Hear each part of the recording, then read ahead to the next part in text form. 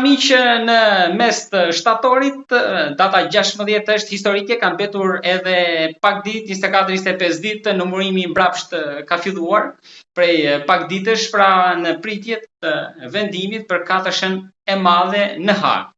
Mbrëmjen e djeshëm ne kishim edhe një intervistë të fundit në Debat Plus për ish presidentin Hashim Thaçi, i cili foli rreth situatës që ndodhet atje, por edhe në pritje të vendimit dhe të lirisë. Megjithatë, për atë që pritet të ndodhë, sepse ditët e fundit kemi pasur edhe disa deklarata të forta të eksponentëve, drejtuesve, komandantëve të UÇK-s, nëse katërshja e madhe do dënohet, Kosova do digjet, pra do ketë destabilitet, duke paralajmëruar trazira, në të kundërt do jetë një festë e madhe sigurisht për të gjithë. Megjithatë, për situatën, për procesin në mbyllje edhe për skenaret e vendimit, sot do të zhvilloj një bisedë me gazetarin, profesorin, ulëmtues i shumë proceseve gjyqësore vëzhgues të UNIK-ut që ka zhvilluar në Kosovë, Musa Sabedini. Profesor, përshëndetje dhe faleminderit. Përshëndetje të Dëber, faleminderit shumë për mundësinë dhe kohën që më keni dhënë të flas me ju sot për procesin në Hag. Faleminderit ju, profesor, por nga ajo që mund të themi që nuk hasim deri tani, jemi në prag të një vendimi lirues, mund të themi që do jetë i ndryshëm, pra cili mund të jetë skenarët, së pari dhe së dyti, ju në një analistë të fundit tuaj, në një shkem të fundit të citoni si edhe betejën e fundit të Thaçit përballë këtyre provave të gatuara në Serbi. Unë jam në radhë parë profesionist dhe normalisht nuk flas bazuar në emocion ose motive të ndryshme, por sigurisht unë jam shqiptar dhe procesin Hag e kam përcjell me shumë vëmendje, me shumë interesim, sepse kam thënë disa herë që nuk është në pyetje Hashim Thaçi ose komandantët e luftës, por në pyetje është Kosova përballë një pushtuesi, një shteti kriminal që ka bërë krime dhe dhunime në Kosovë, pra Serbia. Para prakisht ne kemi tani një datë 16 shtatorin që po e presim të gjithë me aks, po e them thojza, sepse për mu ankthi më i madh ka qenë ngritja e akuzës, pra atë ka qenë betejë më e madhe. Tani këto janë proceset seancat gjyqësore që i kemi përcjell, i kemi dëgjuar, i kemi analizuar, i kemi vlerësuar dhe ato janë ashtu siç janë. Pra është një proces, si më thonë institucion, Hag është një institucion vetë që duhet ta zbatoj drejtësinë edhe në këtë rast në zotin Thaçi, por unë si një nga ulëmtuesve shumë që kam përcjell shumë procese gjyqësore, sidomos të UNIK-ut, e që realisht e ka një vije ngjashme me këtë në Hag, janë procese gjyqësore shumë të dhimbshme, shumë të pakuptimta, shumë të mërzitshme, shumë të motivuara politikisht, madje me paragjykime madje, sepse ne fillimisht Hagës i besum të gjithë. Edhe unë dhe të tjerë, madje edhe vetë Thaçi, sepse ai bëri një punë shumë të mirë, të madhe, shkoi pra vullnetarisht, doli nga posti i presidentit dhe me bindjen se atje do të takoj njerëz ose një institucion që do të ballafaqohet me prova, me argumente bindëse dhe jo me skenime, jo me dëshmitar të improvizuar, jo me dëshmitar falso, me dëshmitar të blerë, pra të improvizuar, me dëshmitar të parapaguar nga Serbia. Na duhet ta kuptojmë që Profesor, ju tha pak më lart, ndjes se ju ndërpreva, ju tha që proceset janë të motivuara politikisht. Ju keni gjekur shumë procese gjyqësore të UNIK-ut në Kosovë, por a është pozitiv fakti që në këtë rast një nga anëtarët e trupit gjykues, gjyqtar, ka një përvojë të gjatë, në mos gaboj amerikani, në Kosovë, pra e njeh këtë realitet.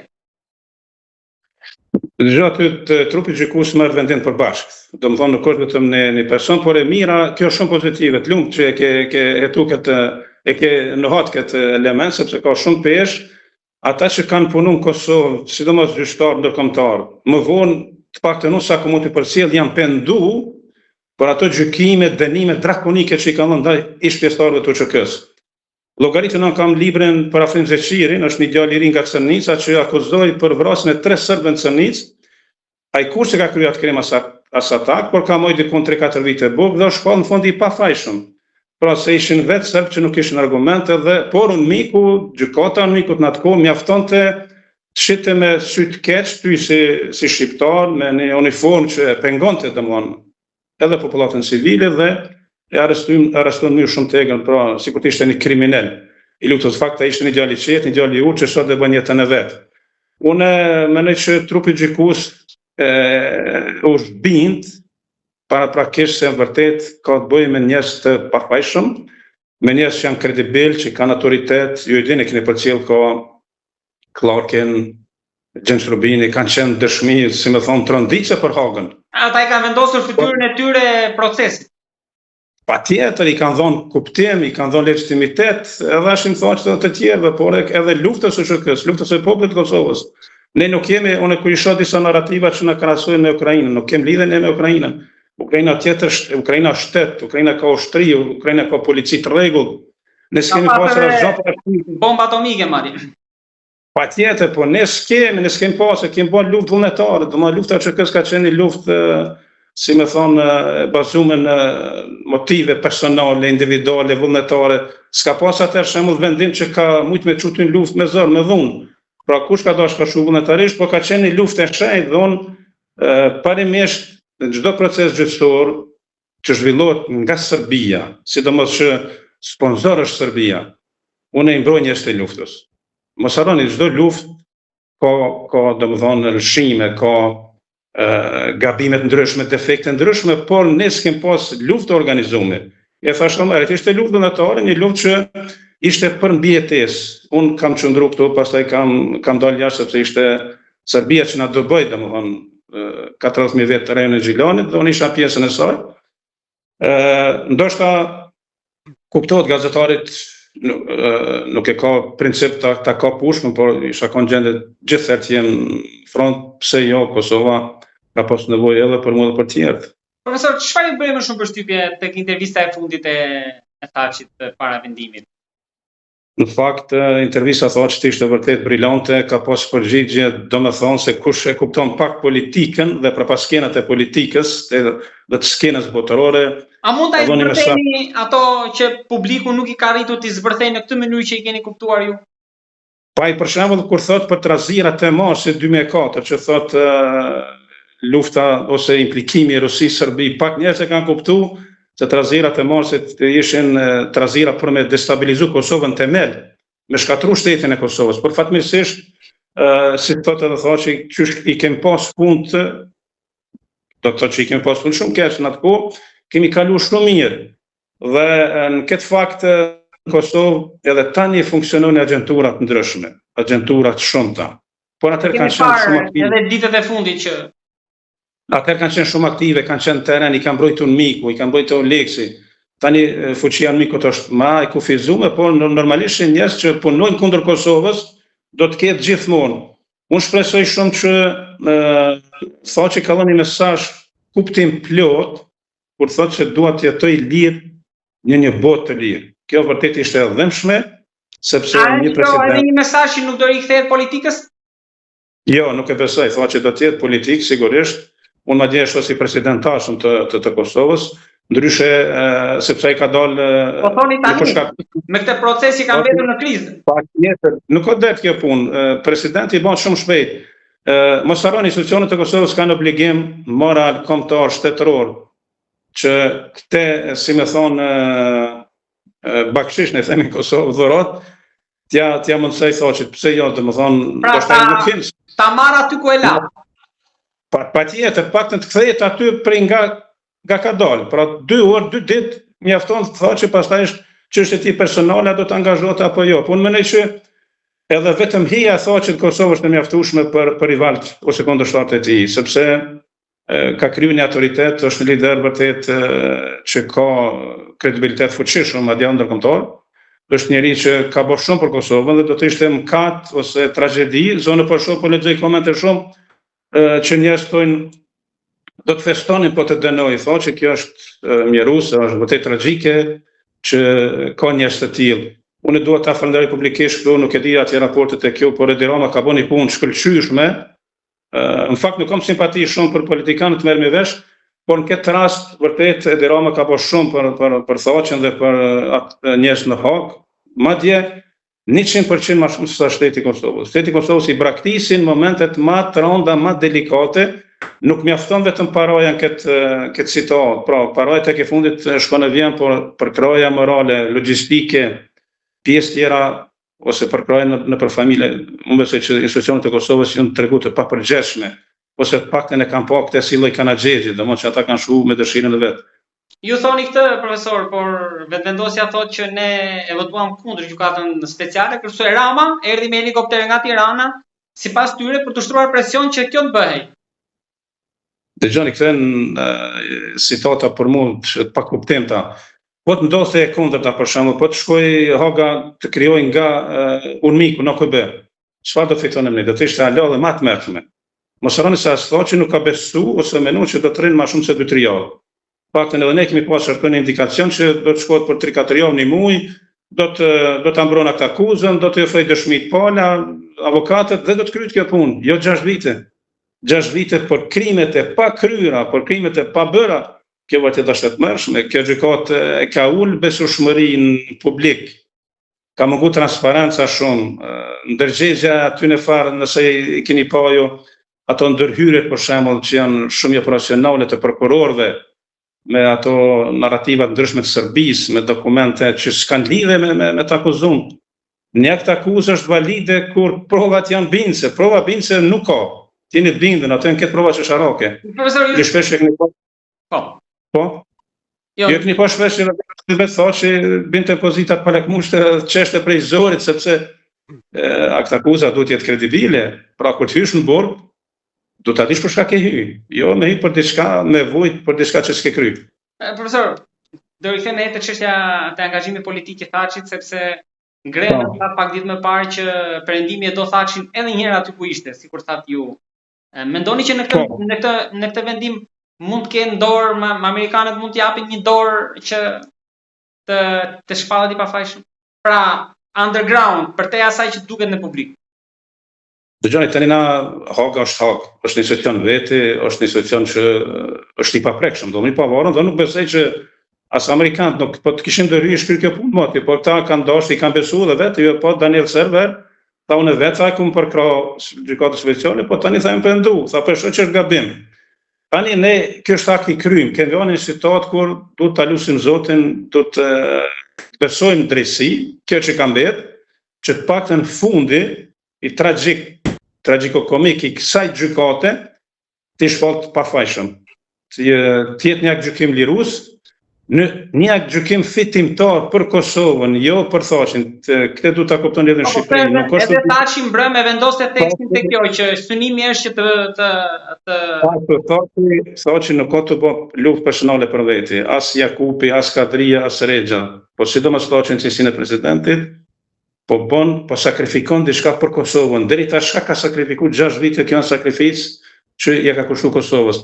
Thaçi fundja që nësë bespeku që ndodhë kjo, po edhe po të kishtë ndojnë dhe një eventual, po që prapë është figurë historike pak kontestume, mund të mësëdoj një rivalitet, një politik, një qapëdjene, po a e ka kriju historinë, a e është vetë historia, pra tash i mbetet trupi gjykues që të vendosë në bas një gjykimit arsyeshëm, pra jo i motivum politikisht, jo i motivum ose nga zblyr nga Serbia, nga prova që ka flo Serbia, prova që kanë ofruar prokurorët e Serbisë, pra shteti serb mos harroni ka pas ndikim të fuqishëm, madje ka edhe sot.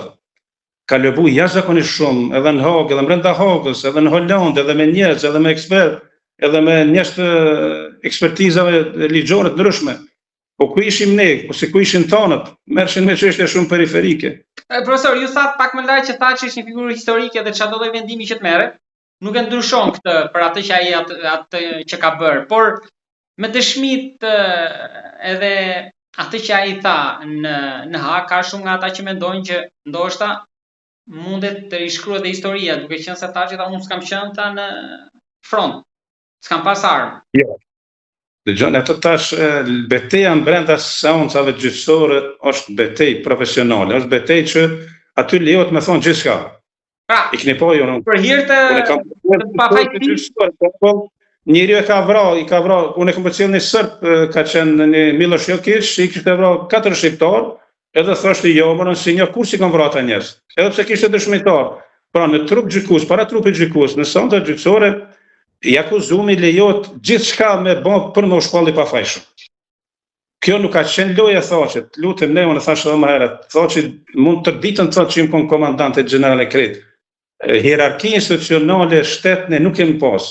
Dhe kjo bjen këtë poshtë, për kraja puna që ka bashkëm thoqet, dhe të tjerët në luftë, komandantët e zonave, kjo është, domethënë është diçka legjendë, është diçka që është pa mushme me imagjinue në raport me Serbinë, me ushtrinë, me armatimin që ka pas, që kanë guxuar paktën me dalë përballë.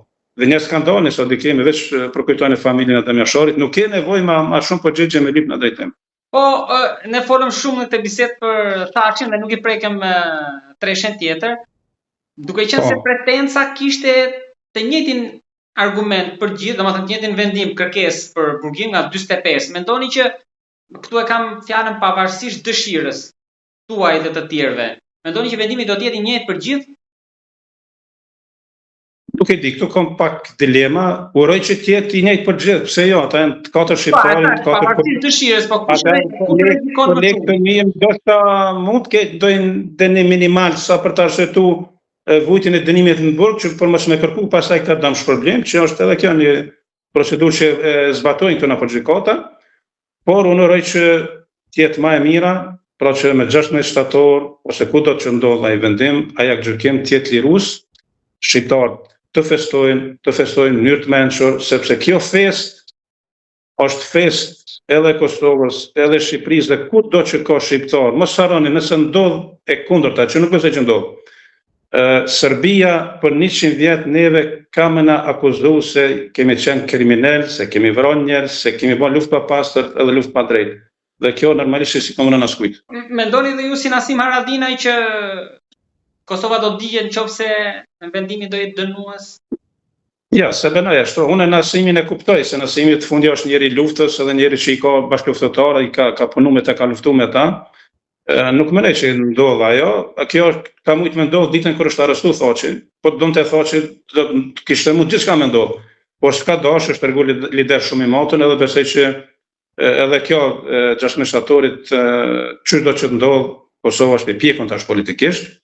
Njerëzit janë, si më thonë, janë integruar në institucione dhe nuk është e mirë ajo pra që të krijohet, por normalisht tendenca do të kishte, madje do të kishte tendenca të paparashikueme, dikush as ëndër do të ishte, por unë nuk e luj Zotin që kjo mos ndodh. Luj Zotin të ndodh më e mira me 16 shtator, që Kosova një herë për gjithmonë të ndihet e lirë, që lufta e Kosovës të finalizohet me një vendim pozitiv post verdiktit që kanë domthon Haga më herët për njëojn gjën e dyja, domthon gjykata ndërkombëtare. Dhe kjo fundi do të ishte një, si më thon, qershim mbi tort. Njerëz do shpallesh pafaqshëm, njerëz do të liroshin, do të kthehen jetës, familjes, pse jo edhe jetës politike institucionale, po kjo angazhimi i tyre është çështje e tyre personale. Edhe diçka të fundit kam profesor, ju jeni rritur dhe njihni realitetin aty, ndryshe nga ajo që them unë apo që mendojnë një pjesë tjetër që s'janë aty. Por nëse vendimi do jetë lirues për katërshën e madhe, a i mbyll kjo plagët në Kosovë? Edhe debatin për veprimtarët edhe të kësë të tjera, pra ky vendim i mbyll? Jo, nuk i mbyll, sepse Haga shkri për krimet të luftës. Pra mos harroni se fatkeqësisht edhe ka anëtarë të ndosë që janë dhe mendojnë që thotë është për korrupsionet e keqesharake. Jo, e ka fjalën për vrasjet e pas luftës. Po i kuptoj, krimet e luftës, domthonë në raport me Serbinë dhe krimet e luftës brenda Kosovës dallojnë shumë. Këto brenda Kosovës nuk mbyllen kurrë. Unë kam shumë miq për domthonjë që edhe dikush ka mujt me fol me akuzuesen edhe i kam thënë se ju ndini të fajshëm, urdhënoni shkoni për gjykata ose nëse keni fakte, gjykata e Kosovës është aktive, janë gjykata shumë pozitive, vetëm ofro dëshmi. Kur asnjë krim nuk bënohet, as nuk vjetrohet. Aq më parë një krim që ndodh brenda një popullate, domethënë 2 milion banorim, Kosova është e vogël. Por njerëzit janë lodhë, domethënë janë tërhek, nuk kanë ndonjë interes tash pas 30 viteve me një diçka që domethënë i mos harroni ne kemi në luftën me Serbinë kemi humbë për shkak se dëshmitarët shqiptar shumica po vdesin.